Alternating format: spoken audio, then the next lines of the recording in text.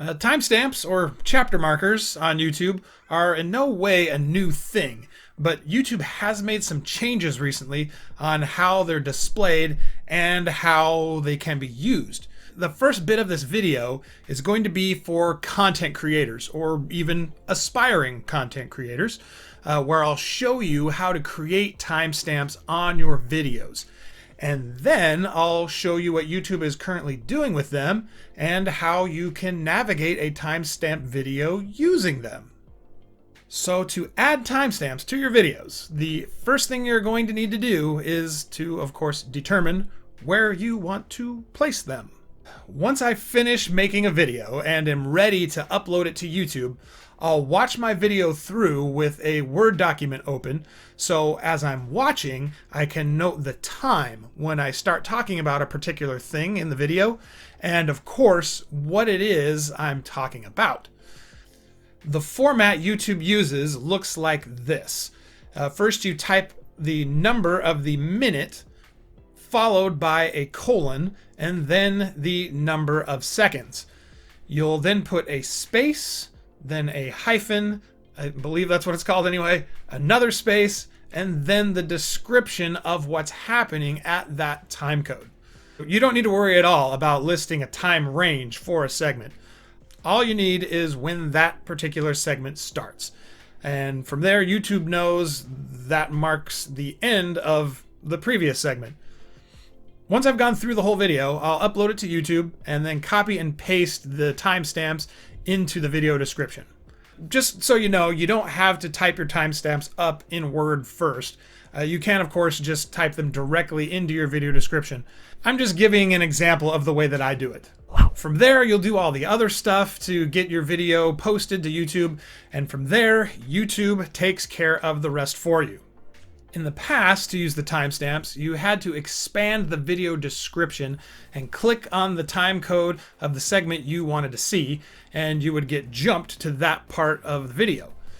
Creators would also put timestamps in the comment section and pin that comment so it was the first for people to see. Because come on, how often do you really expand the video description? So those techniques have been around for a long time. But in May of 2020, YouTube implemented some pretty cool new ways for viewers to use timestamps. Alright, so I've paused this video so I can show you how this all works. Down at the bottom of the video window is the progress bar, which I'm sure you're all familiar with. When you mouse over it now, though, you can see the bar is broken up into these little segments. These are our time-stamped segments. If you hover your mouse over a particular segment, it will show you the title of that segment and the time code of the specific point of the video you're pointing at. You can use these to figure out where you want to skip to in a video, or you can use this second method.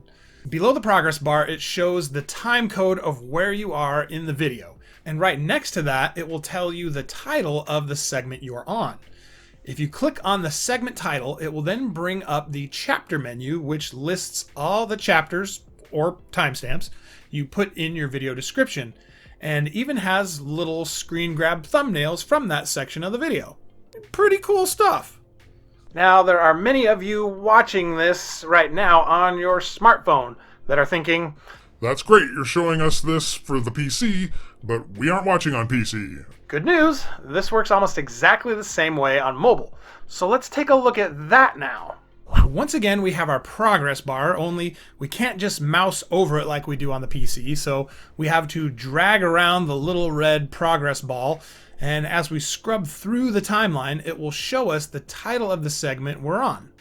But just like on PC, that's not the only way to navigate the timestamps or chapters.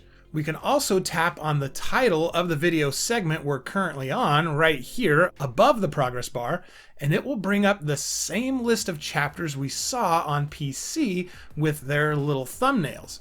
As I'm sure you've guessed, all you gotta do is tap on the segment you want to go to, and you're there. Okay, that's it. Well, this turned out to be a short video. That's as it should be, though. This is a pretty simple topic, no need to drag it out.